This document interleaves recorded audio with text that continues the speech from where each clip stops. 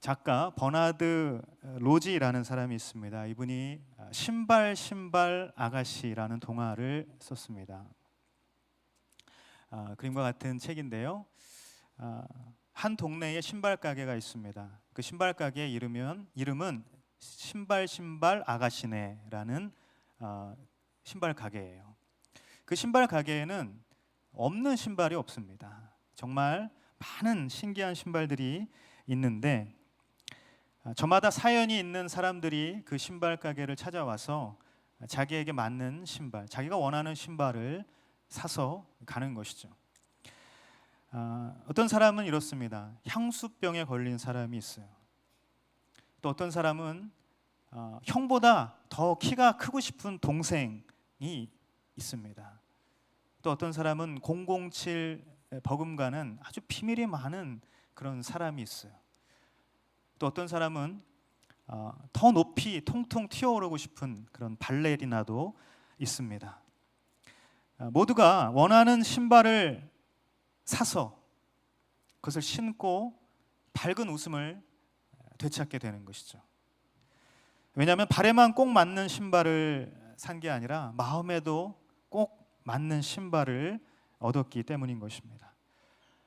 동화 속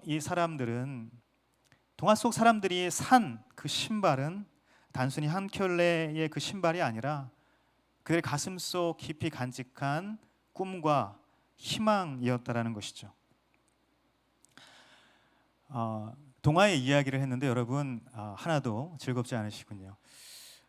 여러분 동화를 보면 이 시대를 살아가는 밝은 눈이 가끔가다 열리게 됩니다. 그래서 아주 짧은 동화인데요, 많은 생각을 하게 하는 그런 동화들이 있어요. 보시면 재밌을 것입니다. 우리가 살면서 소소한 행복을 느낄 때가 있죠. 우리가 소확행이라는 요새 이제 그런 단어가 있는데요. 아마도 이 새 신발을 사서 느끼는 그 행복감, 그것이 우리가 일상에서 느끼는 소소한 행복 중에 하나가 아닐까 싶습니다. 어쩌면 이 신발 하나가 가져다주는 벅찬 꿈, 그리고 마음과 우리의 생각의 평안과 그 기쁨, 그것은 이루 말할 수 없는 것이죠. 우리가 그런 기쁨과 평안을 느낄 수 있다는 것이 얼마나 감사한 일인지 모르겠습니다. 고작 그 신발 하나 때문에. 그렇죠? 오늘 이 신발 이야기를 하고 싶은 것이에요. 하나님의 전신갑주 세 번째, 평안의 복음의 신을 신으라 라는 말씀을 같이 나누길 원합니다. 우리 15절 말씀입니다. 같이 한번 읽도록 하겠습니다. 시작. 예비한 평화의 복음의 신을 신고. 사실 오늘 이 한 구절의 말씀을 또 나누기를 원하는데요, 영적 전쟁 7번째 시간입니다. 첫 번째 나누고 싶은 메시지는 당신은 지금 어떤 신발을 신고 있습니까? 예비한 평화의 복음의 신을 신고라고 말씀에 나와 있는데요, 예비한 평화의 복음의 신을 신고, 이것의 원어적인 의미를 살펴보면 예비하다라는 이 의미의 원어는 헤토이마시아라는 원어를 썼는데요, 이것은 확고히 준비되었다, 이런 의미가 있어요. 확고히 준비되었다. 그리고 평화의 복음이라는 이 단어는 우리가 너무나 잘 알고 있죠. 우리의 화평이신 그리스도, 그 그리스도 안에서 우리가 하나님과 평화를 회복하게 되는 것이에요. 그 관계의 회복을 의미하는 것입니다. 그것이 바로 복음인 것이죠. 에베소 2장 13절 14절 말씀 같이 한번 읽도록 하겠습니다. 시작.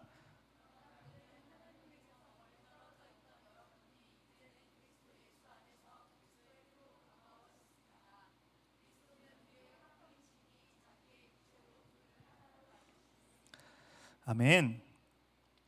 여러분이 이제는 그리스도 예수 안에서 하나님과 가까워졌다는 거예요. 가까워졌다는 것은 관계가 회복되었다는 것이에요. 깨어진 관계가 다시 화평의 관계가 되었다는 것입니다. 그것이 어떤 것으로 인해서 가능해졌는가? 그것은 바로 그리스도의 피 때문에 가까워졌다는 것이에요. 즉 다시 말해서 오늘 말씀, 이 예비한 평화의 복음의 신을 신고라는 이 말을 다시 한번 해석을 해보면 평화의 복음으로 확고히 준비되어서 우리가 잘 서 있어야 한다라는 것을 말하고 있다. 자, 이러한 의미에서 이 공동 번역은 에베소 6장 15절을 어떻게 기록하고 있냐면 발에는 평화의 복음을 갖추어 신고, 이 발에 평화의 복음을 잘 갖추어 신으라는 것이 이렇게 기록을 하고 있습니다.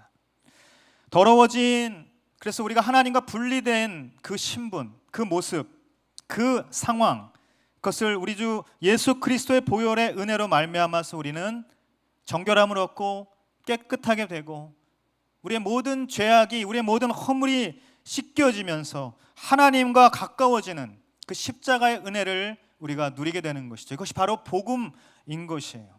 그 복음을 믿는 그 믿음으로 이제는 우리가 더 이상 하나님과 떨어져 있지 않는, 하나님과 분리되어 있지 않도록 이 복음으로 확고히 준비되어서 마귀의 계략에 대적해 악한 날에 굳건하게 서 있을 수 있도록 신발을 신어라. 오늘 바울은 이렇게 우리에게 이야기하고 있는 것이에요. 자, 이것이 오늘 말씀의 원어적인 해석이라고 볼 수 있는데, 그렇다면 바울은 왜 복음의 신발을 신으라고 말을 하는가? 복음을 말하는 입술을 가지라고 말하는 것이 더 자연스러워 보이는데 왜 뜬금없이 발에다가 복음의 신발을 신으라고 이야기한 것인가? 도대체 복음과 신발, 이것은 어떤 연관이 있기에 이렇게 말하는 것인가? 여러분, 신발은 어떻습니까? 우리가 서 있는 모습을 한번 살펴보면 신발을 신고 있죠. 그 모습을 보면 신발은 어떻습니까? 가장 낮은 곳에서 우리의 온 몸을 떠받치고 있는 것이에요. 할렐루야. 신발이, 그렇죠, 우리의 온 몸을 떠받치고 있는 것이죠. 동의하십니까, 여러분? 네, 감사합니다. 마치 우리 예수님께서 가장 낮은 모습으로 이 땅에 오셔서 우리의 모든 죄를 짊어지신 그것과 같다는 거예요. 그래서 어쩌면 이 신발은 복음과 매우 닮아 있다는 사실입니다. 그러므로 복음의 신을 신는다라는 이 말은 예수님께서 행하신 그 길을 따라간다라는 의미와도 연결되어 있다는 사실이에요.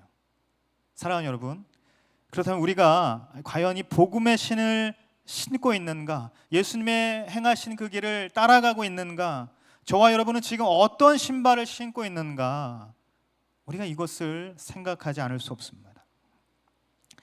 저는 국민학교 시절, 여러분 지금은 초등학교지만 제가 다닐 땐 국민학교였어요. 국민학교 시절에 육상부였어요. 여러분 육상부 아마 해보신 분들 계시겠지만 제가 국민학교 때, 초등학교 때 신었던 신발은 런닝화였습니다. 늘 이렇게 런닝화를 신었어요. 그리고 스파이크, 대회에 나가서 이렇게 뛰려면 스파이크를 신어야 되잖아요. 좋은 스파이크를 사달라고 굉장히 졸랐던 기억이 많이 납니다. 제가 그 다음에 신었던 신발은 어떤 신발이냐면 중고등학생 때죠. 그때는 농구화를 신었어요. 농구를 너무 좋아해가지고. 그래서 최신 농구화, 그거 안 신으면 굉장히 뭐 이렇게 막 2류가 되고 3류가 되는 것처럼 그렇게 생각할 때가 있었어요. 그 다음에 제가 신었던 신발은 뭐냐면 전투화입니다. 군화 아시죠? 군대 갔다는 얘기예요. 행군을 하거나 유격을 하거나 이렇게 군대에서 훈련을 받는데 그 훈련을 받기에 아주 잘 이렇게 훈련받기 편한 신발인 것이죠. 왜냐하면 굉장히 튼튼합니다. 너무 튼튼해서요. 정말 못도 어떤 뭐 지형도 다 이렇게 갈 수 있는 그런 신발이었어요. 굉장히 튼튼해서 좋기는 좋았는데 한 가지 단점이 있다면 그 신발을 신으면 무좀에 걸린다는 것이에요. 그래서 한동안 제가 무좀 때문에 지금은 괜찮습니다. 제가 라미땡 그거를 발라가지고 다 이렇게 깨끗하게 나았어요. 할렐루야. 굉장히 오늘 힘드네요.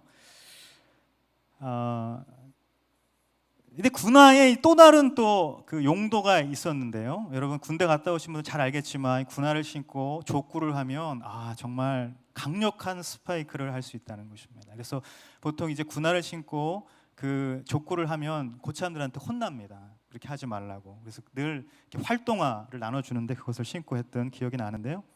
어찌 됐든 제가 그 다음에 신었던 신발은 뭐냐면 구두죠. 신사화. 근데 군대를 제대하고 또 학교를 졸업을 하고 그 다음에 제가 직장인이 되는 것이죠. 취업을 해서 사회인으로서 제가 하는 그 역할을 감당하면서 이렇게 살아가는 사회인으로서의 나의 정체성을 완성하는 그 신발이 바로 구두였다는 것이에요. 인생을 되돌아볼 때 내가 신었던 신발들이 있어요. 그것은 나의 정체성을 나타내기도 했고 또 내가 관심 있는 그 분야를 보여주기도 했습니다. 그리고 무엇보다도 내가 어떤 그 역할에 가장 알맞은 모습을 완성시켜주는 그런 기능을 바로 신발이 했다는 것이에요. 그런데 이렇게 다양한 신발을 신고 살아왔던 그 시간들, 그건 모두 나를 빛내고자, 나를 드러내고자 했던 신발이었다라는 사실입니다. 하지만 오늘 말씀을 통해서 바울이 우리에게 권면하는 그 신발, 우리가 신기를 원하는 그 신발은 어떤 것인가? 그것은 나를 빛나게 하는 신발이 아닌 주님을 빛나게 하는 신발이라는 것입니다. 저는 여러분이 지금까지 나를 빛나게 하는 신발을 신었다면 이제는 주님의 영광을 드러내는 신발을 신게 되기를 주님의 이름으로 축복합니다. 그 신발은 어떤 신발인가? 가장 낮은 곳에서 가장 무거운 죄짐을 짊어지신 그 주님이 신으셨던 바로 그 신발이라는 것이, 바로 그 신발을 우리가 신을 때에 세상이 예수님의 영광을 보게 될 줄 믿습니다.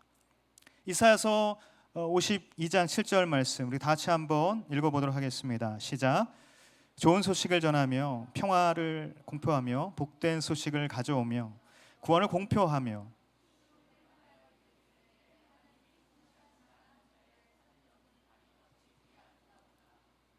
아멘. 이사야 선지자는 소식을 전하고 좋은 소식, 또 좋은 소식을 공포하고 공표하고 구원을 공포하고 시온을 향해서 이르는 선포하는 그 입술이 아름답다고 하지 않았어요. 어떤 것이 아름답다고 했습니까? 그 발이 아름답다고 말하고 있는 것이. 요즘은 복음의 말이 굉장히 많습니다. 근데 복음의 말은 많지만 복음의 삶은 그다지 많지 않다는 것이. 발이 아름다울 수 있는 것은 그 발이 예수님의 길을 묵묵히 걸어가기 때문에 아름다울 수 있다는 것이. 어쩌면 주님을 전하고 주님을 드러내는 것, 주님의 영광을 보여드리는 것, 그것을 나타내는 것, 그것은 말보다 발이라는 것입니다. 저는 여러분이 복음의 말을 전하는 데 그치지 않고 복음의 삶을 살아가는 데 이르게 되기를 예수님의 이름으로 축복합니다. 주님의 영광을 드러내는 신발을 신는다는 것, 그것은 바로 복음을 삶으로 살아낸다는 것이에요. 우리가 그런 삶을 살 때에 주님은 영광을 받으실 것이고, 우리가 그런 삶을 살 때에 우리를 통해서 주님은 높임을 받으실 줄 믿습니다. 자, 그럼 우리가 이제 복음의 신을 신고 살아가기를 원하는데 우리는 그 신발을 신고 어느 곳을 향해서 걸어가야 하는 것인가? 두 번째 나누고 싶은 메시지는 당신은 지금 어디를 향해 가고 있습니까? 라는 것이에요. 다 같이 한번 따라합시다. 당신은 지금 어디를 향해 가고 있습니까? 여러분 스스로에게 한번 질문해 보십시오.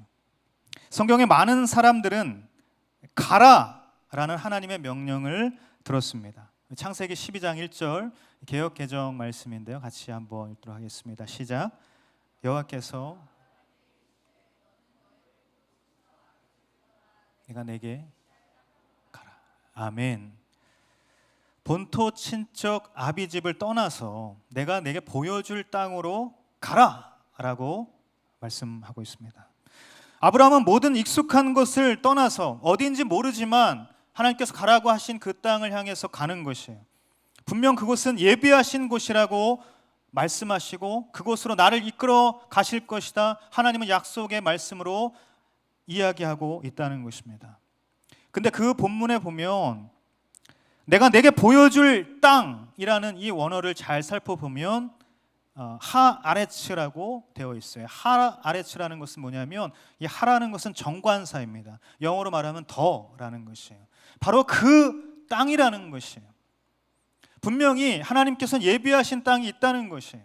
준비해 놓은 그 땅이, 실체하는 그 땅이 분명히 있다라고 말씀을 통해서 우리에게 이야기하고 있는 것이에요. 하나님께서는 준비하신 확정된 땅이 있다는 것을 아브라함에게 이야기하시면서 바로 그 땅이 있으니까 그것을 믿고 가라는 것이에요. 요즘 공동체 리더십들 중심으로 이렇게 뜨겁게 기도 릴레이가 계속 이어지고 있어요. 매일 기도 제목을 올리고 또 모든 멘토님들 그리고 리더십들 같이 그 기도 제목을 가지고 이렇게 기도를 하고 있습니다. 각자의 처소에서 점심 시간을 통해서 같이 마음을 모아서 기도에 동참을 하고 있습니다. 우리가 올리는 기도 제목들 중에 여러분 잘 아시겠지만 가장 중요한 기도 제목이 있죠. 그래서 공동체 예배 장소 이전입니다. 올해 안에 하나님께서 예비하신 그 땅, 하나님께서 예비하신 그 처소, 그곳으로 우리는 가게 될 것입니다. 분명히 그것은 아브라함에게 약속하신 그 땅과 동일하게 우리에게도 약속하시는 땅이라는 것이에요. 지금 우리 공동체는 바로 그 가라라는 명령 앞에 믿음의 기도를 쌓아가고 있다라는 것이에요. 히브리서 11장 8절 말씀에 이렇게 기록되어 있어요. 믿음으로 아브라함은 부르심을 받았을 때 순종에 장차 유업으로 받을 그 곳으로 나아갔다는 것이에요. 그런데 그는 나아갈 때 갈 바를 알지 못하고 나아갔다라고 기록을 하고 있습니다. 저는 여러분이 갈 바를 알지 못했지만 믿음으로 갔던 아브라함과 같이 보이지 않지만 주님께서 예비하신 곳에 믿음으로 가는 그 발을 갖게 되기를 주님의 이름으로 축복합니다. 아브라함을 통해서 주님께서 우리에게 주시는 그 말씀은 무엇인가? 그것은 막막함을 뚫고 가라는 것이에요. 우리 다 같이 한번 따라합시다. 막막함을 뚫고 가라. 바로 그 이야기를 우리에게 던지고 계시다는 것이에요. 모세는 어떻습니까? 출애굽기 3장 9절 10절 말씀 자막이 준비되어 있는데 같이 한번 읽도록 하겠습니다. 시작. 이제 가라. 이스라엘 자손의 부르짖음이 내게 달하고 애굽 사람이 그들을 괴롭히는 학대도 내가 보았으니 이제 내가 너를 바로에게 보내어 너에게 내 백성 이스라엘을 애굽에서 인도하여 내게 하리라. 아멘. 모세도 하나님의 음성을 들었어요. 가라고 명령하셨어요. 근데 그 가라고 하신 곳이 어디입니까? 이집트입니다. 이집트는 바로 모세에게 어떤 곳이었습니까? 모세에게는 상처로 얼룩진 곳이었어요. 그곳에 가면 죽음이 기다리고 있는, 죽음의 위협이 도사리고 있는 그 이집트가 아닙니까? 하지만 결국 모세는 하나님의 음성을 물론 몇 번이고 그렇게 나는 갈 수 없습니다 계속해서 이야기했지만 결국 순종하며 함께 하신다는 그 하나님의 약속을 믿고 나아갔던 것이에요. 모세를 통해서 주님은 우리에게 이렇게 말씀하시는 것이에요. 두려움을 뚫고 가라. 다시 따라합시다. 두려움을 뚫고 가라. 두려움을 뚫고 가라고 말씀하시는 음성이 우리에게도 있는 것입니다. 예레미야는 어떻습니까? 내가 너를 누구에게 보내든지 너는 가라라고 주님은 예레미야 선지자를 부르실 때 예레미야 1장에서 이렇게 말씀하시고 있어요. 예레미야는 어땠습니까? 그 가라는 명령 앞에 내가 사람을 두려워하지만 내가 그 환경을 두려워하지만 담대히 나아갔던 것이에요. 예레미야를 통해서 주님께서 우리에게 주시는 음성은 무엇이냐면 관계를 부담스러워하지 말고 가라는 것이에요. 부활하신 주님은 제자들을 향해 말씀하셨습니다. 마태복음 28장 19절 20절 우리가 잘 아는 말씀입니다. 그러므로 너희는 가서 모든 민족을 제자로 삼아 아버지와 아들과 성령의 이름으로 세례를 베풀고 내가 너희에게 가르쳐 지키가 모든 것을 가르쳐 지키게 하라. 내가 분부한 모든 것을 가르쳐 지키게 하라. 볼지어다 내가 세상 끝날까지 너희와 함께 있을 것이다. 이렇게 명령하시고 말씀하여 주셨어요. 너희는 가라는 것이에요. 너희가 바닥을 치는 인생이라 할지라도, 너희가 나를 부인한 인생이라 할지라도, 너희가 나를 도망한 인생이라 할지라도 내가 너를 사람을 낚는 어부, 생명을 살리는 사람으로 만들 테니까 가라! 라고 말씀하셨다는 것이죠. 저는 여러분이 부르시고 보내시는 주님의 음성에 내 모습이 어떠하다는 것을, 그것을 핑계 삼는 것이 아니라 그 주님의 음성 앞에 순종하며 나아갈 수 있게 되기를 예수님의 이름으로 축복합니다. 사랑하는 여러분, 지금 내가 어디를 향해 가고 있습니까? 지금 나는 어느 곳을 향해서 가고 있습니까? 지금 내가 향하는 길이 주님께서 명하신 곳인가? 아니면 지금 내가 가는 곳이 내가 원해서 가는 그 곳인가? 나는 막막한 곳이 아니라 확실한 곳에 가고 싶어요. 나는 두려운 곳이 아니라 안락한 곳에 가고 싶죠. 나는 관계가 힘들고 어색하고 부담스러운 곳에 가고 싶지 않고 나는 환영받는 곳, 나는 존경받는 곳에 가고 싶어 한다는 것이. 하지만 주님은 어떻게 이야기하십니까? 주님은 막막하지만, 두렵지만, 부담스럽지만 그곳에 내가 예비한 아름다운 뜻이 있으니 믿고 가라 라고 말씀하고 있다는 것이에요. 여러분, 지금 여러분은 어느 곳을 향해 가고 있습니까? 정말 주님께서 원하시는 곳으로 인생의 방향을 정하여서 가고 싶으십니까? 그것이 막막하고 그것이 두렵고 그것이 부담스러워서 멀게만 느껴지고 또 꾸역꾸역 간다고 해도 너무나도 느리고 더뎌서 그것을 포기하고 싶을 때가 한두 번이 아닐 때가 있습니까? 요새 우리 시대를 보면 빠르기, 효율성, 이것이 시대 정신이 된 지 오래입니다. 무조건 빨라야만 생존한다는 것이에요. 그렇죠? 빠르기가 굉장히 중요한 가치라는 것이에요. 빨라야만 나는 생존할 수 있다. 이런 강박이 우리를 지배하는 세상에 우리가 살고 있다라는 것입니다. 세계적인 테드 강연자 데릭 시버스라는 사람이 있는데요. 이 사람이 이런 이야기를 했어요. 자기는 더 빠른 삶을 향해서 질주하는 인생을 살아왔다고 합니다. 무조건 빠른 삶, 남들보다 더 빠른 삶을, 어제의 나보다 오늘 내가 더 빠른 삶을 살기 위해서 질주하는 인생을 살아간다고 그렇게 이야기를 하는 것이죠. 그래서 그는 해변가에 이렇게 자전거를 타고 도는데 그 해변에서 자전거 탈 때조차 어제보다 빠른 기록을 내기 위해서 페달을 열심히 밟아가는 거예요. 그래서 계속해서 집을 떠나서 다시 돌아올 때까지 기록을 재는데 매번 열심히 페달을 밟지만 매번 기록은 43분인 것이에요. 그래서 어느 날 이렇게 하늘을 보면서 그리고 멀리 이 해변을 좀 보면서 굉장히 느긋하게, 굉장히 상쾌하게 이렇게 자전거를 즐기면서 탔다고 해요. 그런데 그날 집에 돌아오면서 기록을 봤더니 45분인 거예요. 정말 죽을 힘을 다해서 열심히 페달을 밟을 때와 고작 2분 차이라는 것이죠. 데릭 시버스는 이렇게 이야기합니다. 무조건 빠른 것이 미덕은 아니더라. 여러분, 속력과 속도의 차이를 아십니까? 속력, 그것은 스피드라고 이야기를 하는 것인데 자막이 보이실지 모르겠습니다. 속력은 물체가 움직일 때의 빠르기를 의미하는 것입니다. 그런데 velocity라는 이 속도라는 단어가 있어요. 이 속도는 특정한 방향으로 움직이는 빠르기를 의미하는 것이에요. 여러분, 사회의 가치관도 계속해서 변하고 있습니다. 그래서 빠르기를 굉장히 좋은 가치로, 아주 효율적인 가치로 여길 때가 있었는데 그것을 방향을 잘 설정한 velocity라는 이 속도의 개념을 점점 더 선호하고 있다는 것이, 한마디로 뭐냐면 방향이 정말로 중요하다라는 말을 이야기하고 있는 것입니다. 나는 올바로 설정된 방향으로 가는 그런 발을 가지고 살아가고 있는가?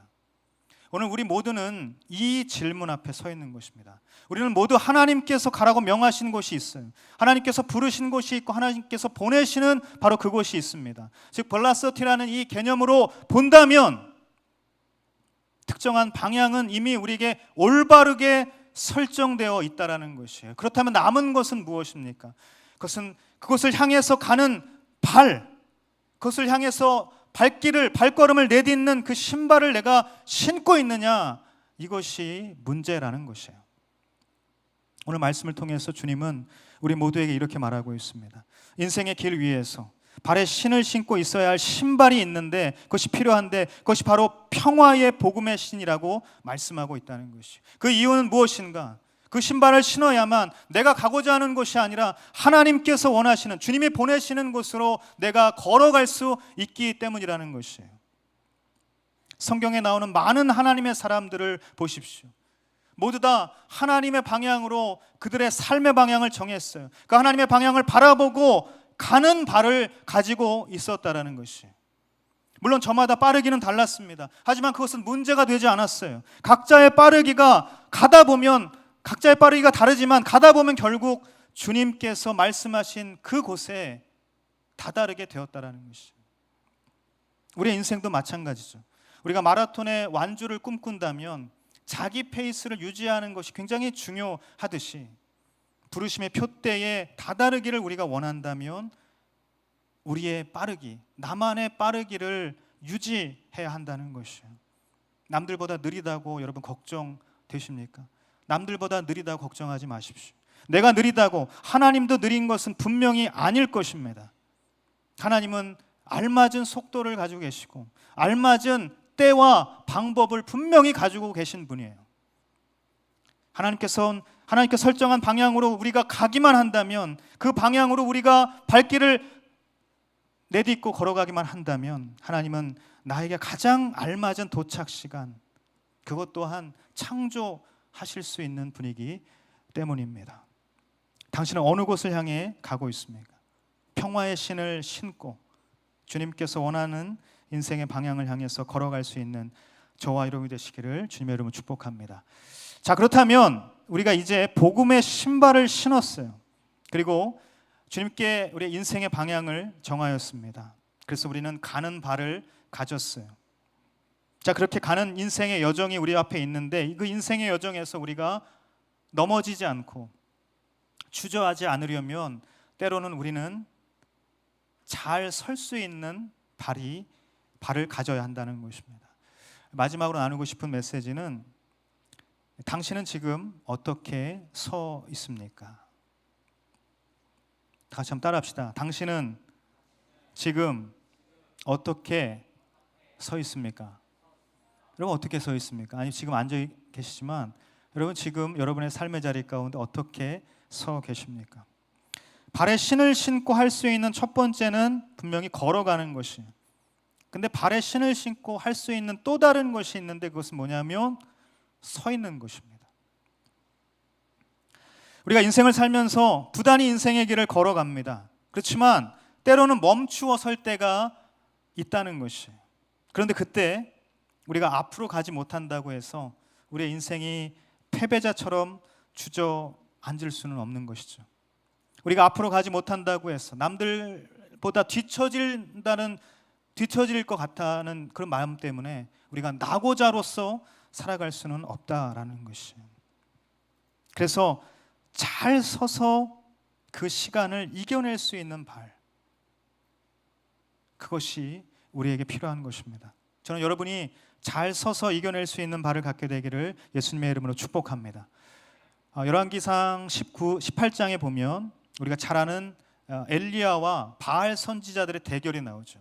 갈멜산에서 제단을 쌓습니다. 그 제단에 누가 어떠한 신이 불을 내리냐, 그것에 대해서 대결을 갖습니다. 그래서 어떠한 신이 진짜 신인지 겨뤄보자 이렇게 이야기를 하고 제단을 쌓습니다. 바알 선지자들이 먼저 정말 갖가지 기량을 펼치면서 그들이 할 수 있는 모든 것을 동원해서 불을 내려달라고 기도를 합니다. 하지만 바알은 불을 내리지 않죠. 아세라도 불을 내릴 수 없습니다. 한낱 우상에 불과한 생명이 없는 그 우상은 결코 그런 일을 할 수 없죠. 그들은 실패했어요. 결국 여호와 하나님께서 엘리야의 기도를 들으시고 불을 내리셨어요. 모든 제단 위를 다 불로 깨끗하게 태워버리셨어요. 그리고 바알 선지자들, 엘리야와 대결했던 그 모든 선지자들을 다 죽게 하셨다는 것이죠. 자, 그런데 이러한 일이 18장에 있었는데 열왕기상 19장으로 넘어가면 어떠한 이야기가 있습니까? 승리의 기쁨도 잠시 죽음의 위협이 엘리야 앞에 온 것이에요.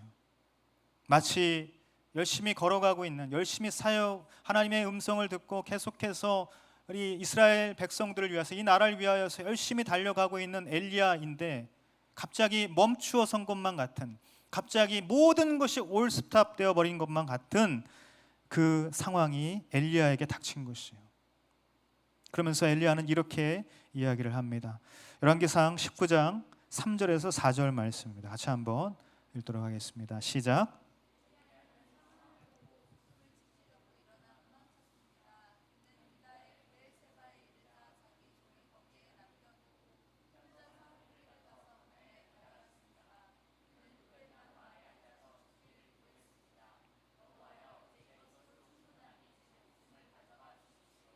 저는 저의 조상들보다 나은 것이 없습니다. 아멘.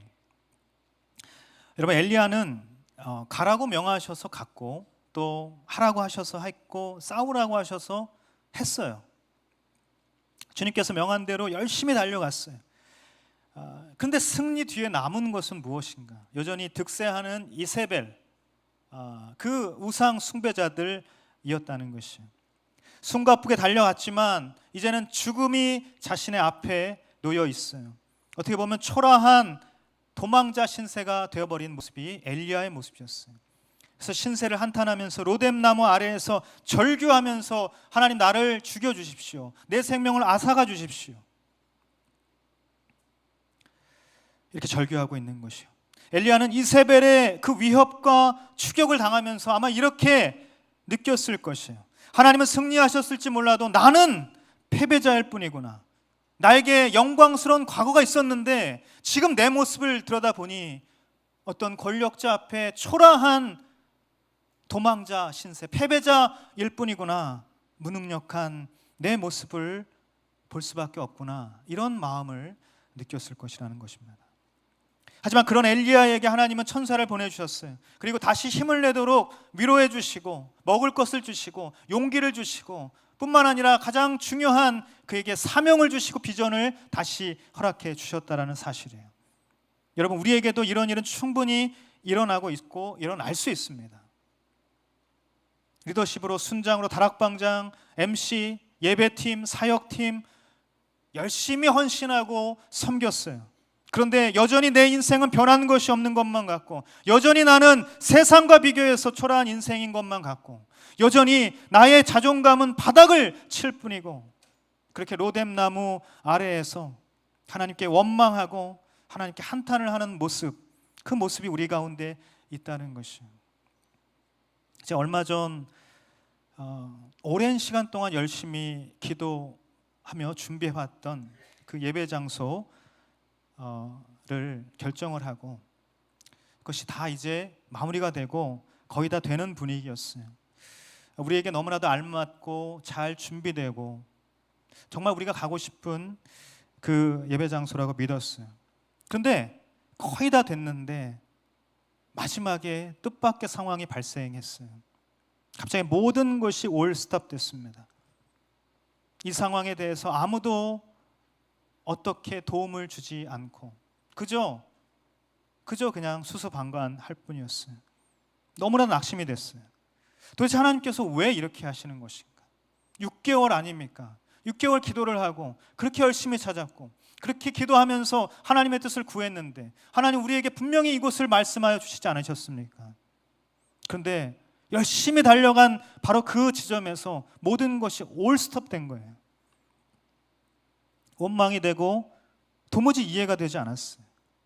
로뎀나무 아래에 있는 이 엘리야의 그 심정, 그것이 너무나 이해가 되었습니다. 그래서 낙심하고 절망하는 가운데에 정말 그 시기를 보내고 있으면서 기도하는 가운데에 하나님께서는 이렇게 말씀하시는 거예요. 그것은 막힌 것이 아니라 내가 그것을 막았다. 예배장소 이전이 어떠한 것 때문에 막힌 것이 아니라 하나님께서 그것을 막으신 것이라는 마음을 저에게 갖게 하셨어요. 하나님께서는 여전히 조금도 변함없이 더블유 공동체 예배장소 이전의 모든 과정을 당신의 뜻대로 당신의 섭리 안에 붙잡고 이루어 가신다라는 그 확신을 기도하는 가운데에 허락해 주셨어요. 그 응답이 얼마나 위로가 됐는지 모릅니다.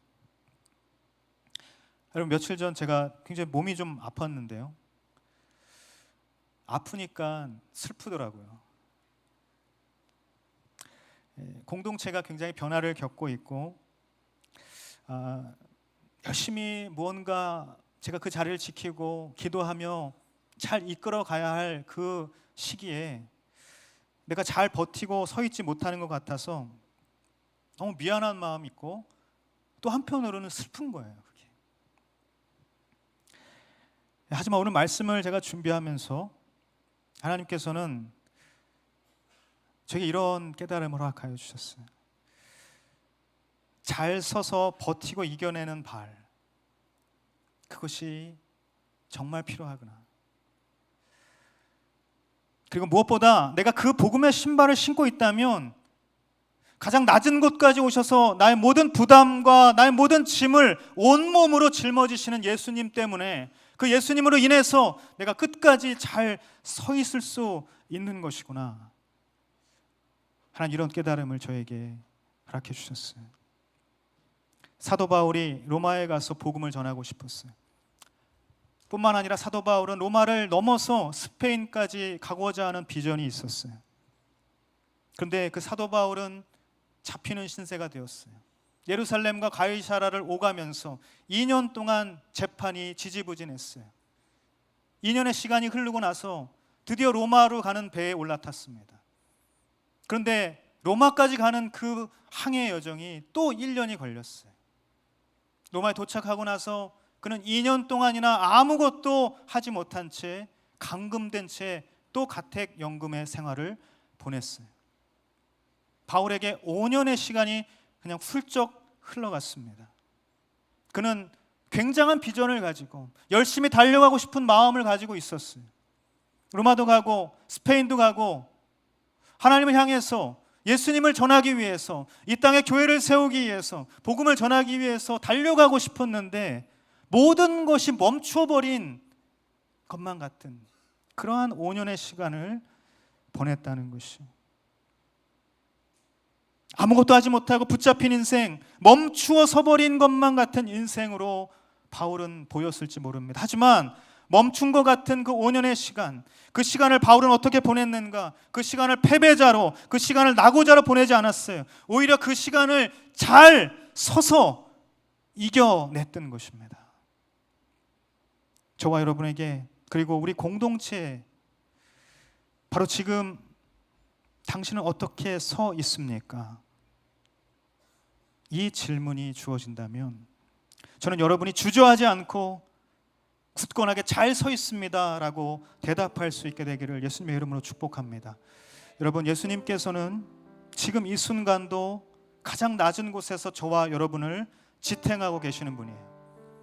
예수님께서는 저와 여러분의 모든 짐을 다 짊어지고 계신 분이에요.